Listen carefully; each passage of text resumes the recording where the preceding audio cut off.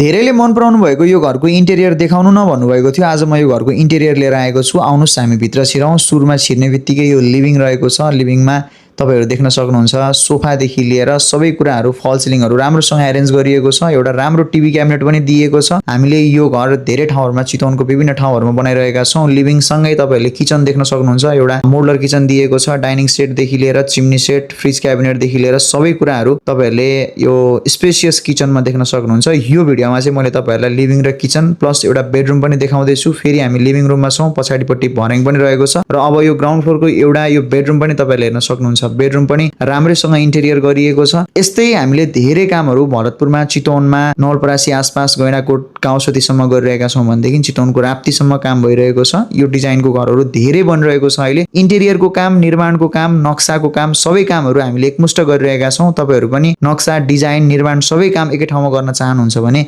हामीलाई सम्पर्क गर्नुहोला। धन्यवाद।